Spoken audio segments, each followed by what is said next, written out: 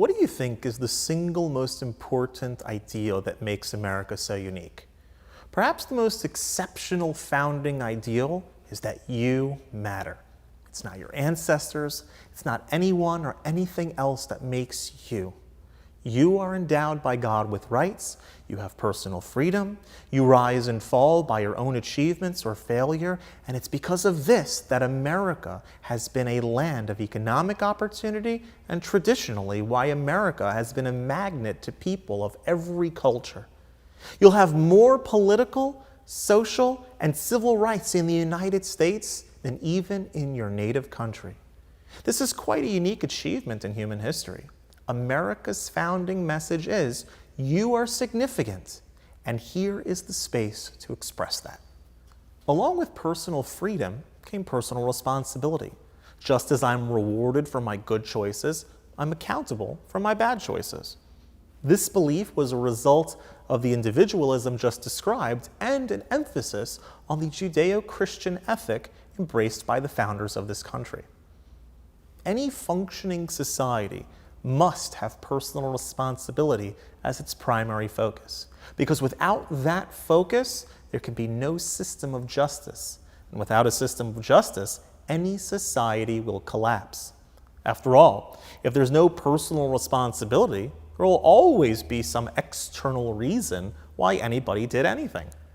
In that situation, attempts at justice deteriorate into who had a better excuse for his misbehavior. There can be no criminals, no punishment, and no society. When you truly learn to be responsible for yourself, you also learn that it's in your best interest to be a good steward of others and the world around you. Personal responsibility does not mean that the collective is unimportant. It means that we each are responsible for our own destiny. In recent years, there seems to have been a large shift in our society toward the collective. One's rise or fall are thought to be caused by society or by the system. The culture has come to view any bad choices that one makes to be caused by outside forces and are no longer seen as anyone's personal decision.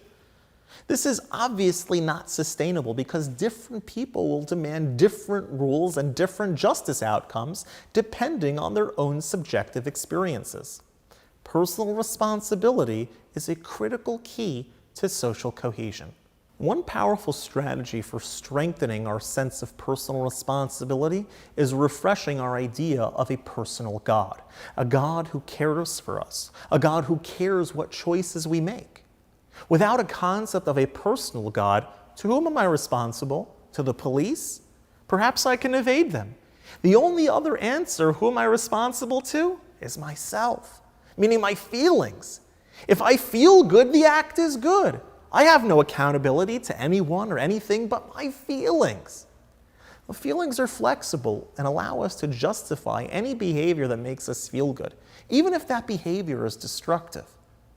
There must surely be some objective framework so that we can all agree on what's right and what's wrong. Without that, our society cannot long stand. Relating to a personal God can greatly help our acceptance of personal responsibility. The God of the Bible is a personal God who takes interest in us personally and holds us accountable for what we do. Where do we see that?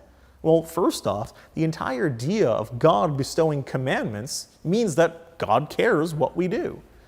But let's go deeper. Why does the first of the 10 Commandments say, I am the Lord your God who brought you out of the land of Egypt?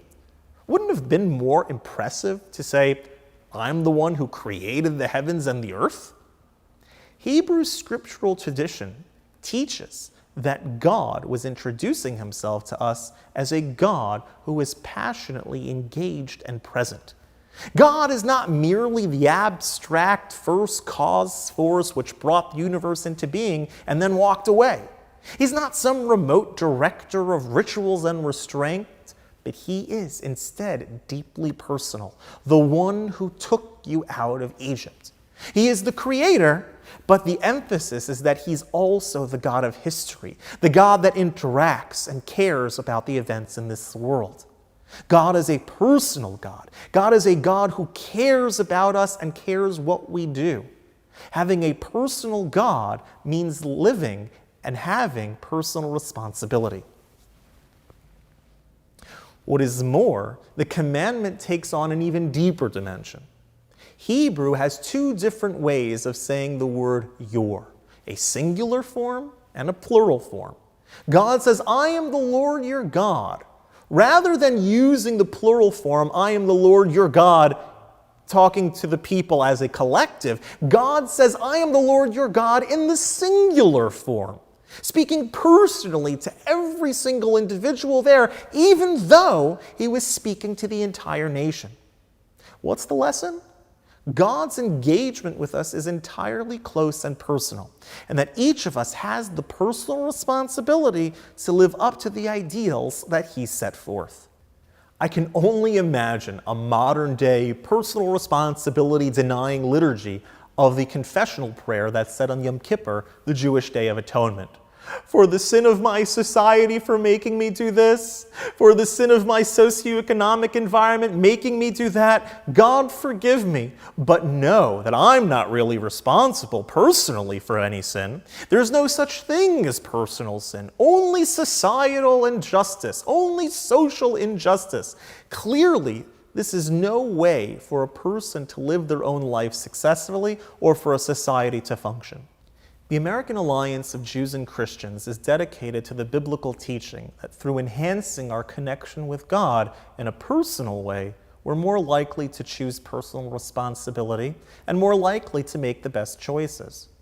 Through each of us choosing to monitor our own behavior and take responsibility for it, we can help transform the society in which we live. It is only through returning to the idea of a personal God and personal responsibility that we can individually and collectively live up to the most unique ideal among nations, that you are significant and you are endowed by God to fulfill in the fullest way the American dream.